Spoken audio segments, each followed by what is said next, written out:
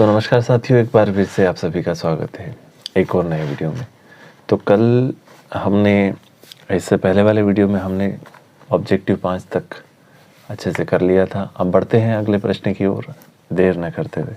बहुपद x+1 और x की पावर 2 - x+1 के लिए घात होगी, तो इसकी जो घात होगी साथियों वो होगी 3। जो आपका बी ऑप्शन है वो सही है। चलिए बढ़ते हैं, कैसे होगी ज़रा समझते हैं।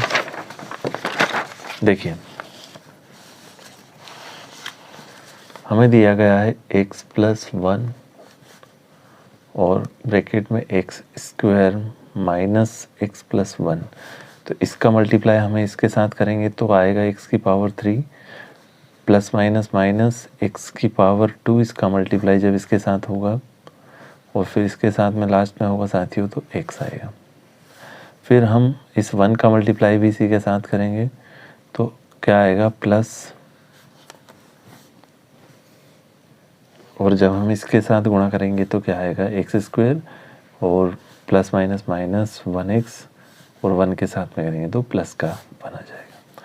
तो जैसा कि आप देख पा रहे हैं, ये माइनस का x और ये प्लस का x, ये प्लस का x² और ये माइनस का x² दोनों कैंसिल आउट हो गए और x की पावर 3 और प्लस का 1 यहाँ पर बच गया। और जैसा कि आप देख पा रहे हो इसके ऊपर पावर 3 बची हुई है, तो हमारा ये ऑब्जेक्टिव एकदम सही होगा। दूसरी बात, हमारा जो अगला क्वेश्चन है यदि द्विघात बहुपद के शून्यक -3 और 4 हो तो द्विघात बहुपद होगा। तो इसके लिए फॉर्मूला है, फॉर्मूला क्या? तो फॉर्मूला बनता है आपका x² माइनस शून्यकों का योग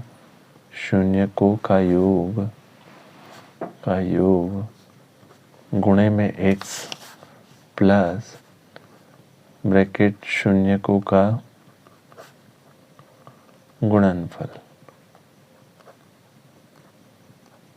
ठीक है, तो x² हमारा फॉर्मूले के हिसाब से माइनस शून्यकों का योग, तो हमें शून्य क्या क्या दिए -3 और 4, मतलब हमें -3 और प्लस करना है योग, यानी प्लस करना है किसका, प्लस के 4 का, और इंटू एक्स प्लस शून्यकों का गुणनफल यानी -3 का मल्टीप्लाई करना है हमें 4 से। चलिए करते हैं, तो x² -1 बचेगा यहाँ पर और x के साथ उसका मल्टीप्लाई होगा, इधर ब्रैकेट में माइनस का 12 हो जाएगा। अब ब्रैकेट ओपन करेंगे तो ये हो जाएगा, इसके साथ मल्टीप्लाई करके माइनस का 1x प्लस माइनस माइनस का 12। तो यही आपका आंसर होगा जो कि यहाँ पर दिया गया है ऑब्जेक्टिव फर्स्ट। इसका ऑब्जेक्टिव फर्स्ट क्या होगा, एकदम सही उत्तर होगा साथियों। तो बढ़ते हैं अगले प्रश्न की ओर। क्या है, किसी बहुपद के कुल शून्यक उस बहुपद के आरेख के निम्नलिखित पर प्रतिच्छेद के कुल बिंदुओं की संख्याओं के बराबर होते हैं। जैसा कि आप लोगों ने अध्याय में पढ़ा होगा कि जब ऐसा आलेख बना होता है, ये x अक्ष होता है और ये y अक्ष होता है, तो इसमें कुछ इस प्रकार के डिजाइन्स बने हुए, ग्राफ बना हुआ दिखता है हमें। तो हम कैसे निर्धारित करते हैं कि कितने शून्यक है इस ग्राफ पर? तो हमें पता है कि ये जो x अक्ष पर जहाँ जहाँ काट कर जा रहा है ग्राफ, उसे हम क्या कह लेते हैं कि ये शून्यक होंगे। तो x अक्ष पर जो बिंदु काट कर जाता है उसे हम शून्यक कह देते हैं। तो 1 2 3 4 शून्यक जिस प्रकार हमने कहा है, तो यहाँ हमें भी क्या दिया गया है, ऑप्शन दिए गए हैं।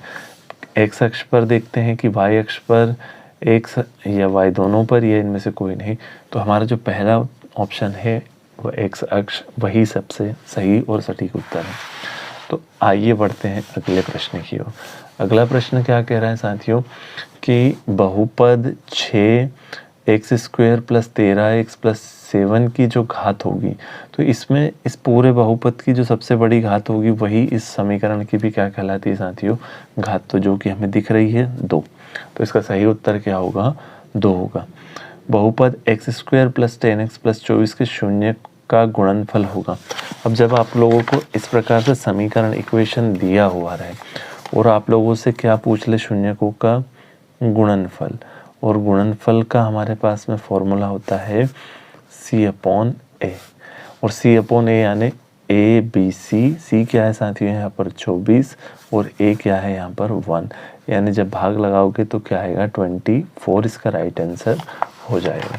24 इसका राइट आंसर हो जाएगा। तो जैसा कि ऑब्जेक्टिव सी आप लोगों को दिख रहा है, इसका सही उत्तर हो जाएगा ऑब्जेक्टिव सी 24। चलिए बढ़ते हैं अगले प्रश्न की ओर।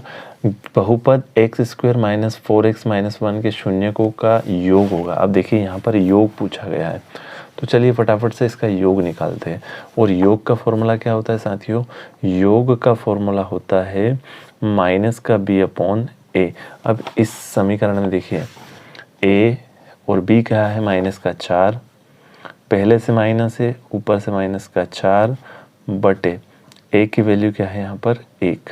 तो जब 1 वैल्यू हो गई तो ये माइनस और माइनस हो जाएगा प्लस 4 बटे 1, बराबर में जब भाग लगेगा तो 4 इसका सही उत्तर आ जाएगा, जो कि पहले नंबर का ऑप्शन एकदम इसका सही है।